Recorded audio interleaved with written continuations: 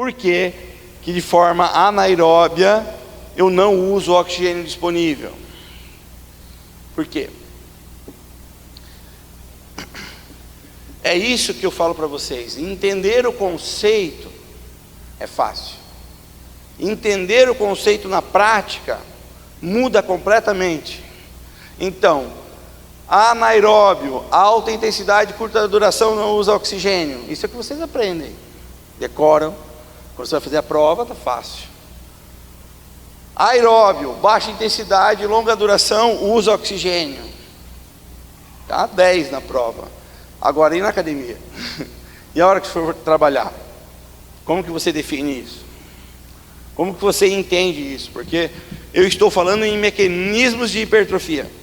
Eu estou falando em ganho de massa muscular. Estou falando em emagrecimento. E eu não consigo definir nem o que é exercício.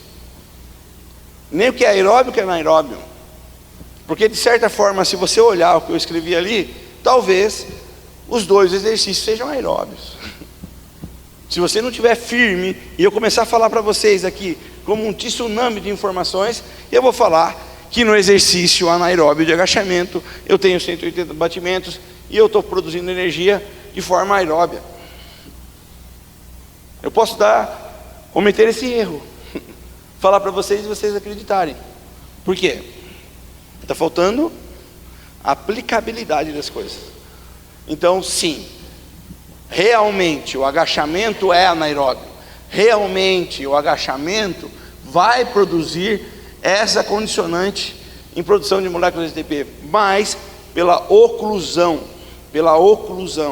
Então, quando você faz força, você faz com que o músculo se contraia, e no momento que ele se contrai com intensidade, ele comprime os capilares, e os capilares comprimidos não deixam o oxigênio passar.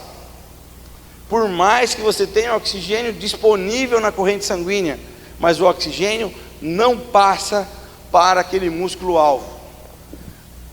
Então, se você está treinando o seu bíceps, no momento que você está treinando, o oxigênio não está entrando no seu bíceps. Por quê? Porque existe oclusão vascular causada pela intensidade. Ou seja, você gerou intensidade, você faz oclusão. No momento que você tem oclusão, o oxigênio não passa. Lógico que o meu corpo vai fazer o seguinte, ele vai tentar fazer isso e vai aumentar a frequência cardíaca, produzindo uma pressão sistólica maior, aumentando a pressão arterial, para tentar fazer com que o oxigênio chegue naquele músculo que está sofrendo, que está tendo dificuldade de se contrair. Só que o teu corpo trabalha, e se você trabalhar errado, o oxigênio vai entrar. Ou seja, se você não gerar uma tensão contínua, se você fizer assim, abrir o seu músculo, o oxigênio vai entrar. Mas se você se mantém em tensão contínua, você nunca deixar aquele músculo relaxar, você vai produzir o efeito anaeróbico desejado. Então, para que você consiga fazer uma atividade anaeróbia, você tem que ter oclusão, ou seja, tensão contínua. Você tem que produzir, de certa forma, uma certa intensidade. Qual intensidade?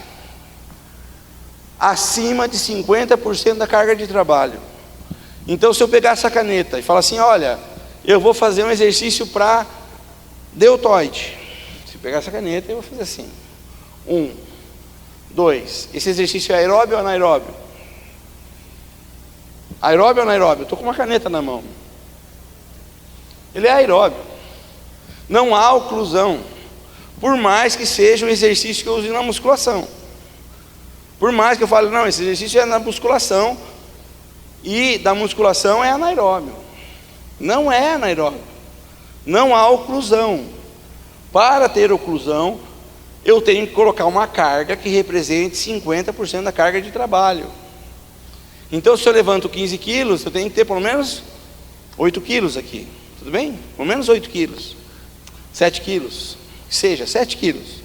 No mínimo isso, para começar a considerar esse exercício efetivo. Então, cargas leves, não me dão uma característica anaeróbia, me dão uma característica ainda aeróbia.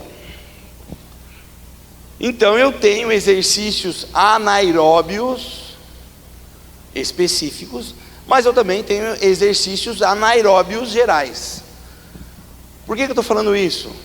Eu vou para uma esteira, corro numa intensidade baixa, 8 km por hora, isso é aeróbio. Mas se eu aumentar a velocidade da esteira e correr numa zona alvo acima de 90 da minha frequência cardíaca máxima, isso vai se tornar anaeróbio. Então eu tenho uma atividade anaeróbia geral também, assim como eu tenho uma atividade específica para o músculo, que pode ser anaeróbia, como pode ser aeróbia. Então depende da carga que eu coloco, depende da intensidade que eu coloco. Então se você busca mecanismos de hipertrofia, ou mecanismos que você vai adquirir pelo exercício resistido, ou seja, já tem esse nome porque existe uma carga que resiste ao movimento, eu tenho que colocar um peso específico, que isso gere então tensão, gere intensidade e consequentemente eu vou ter hipertrofia.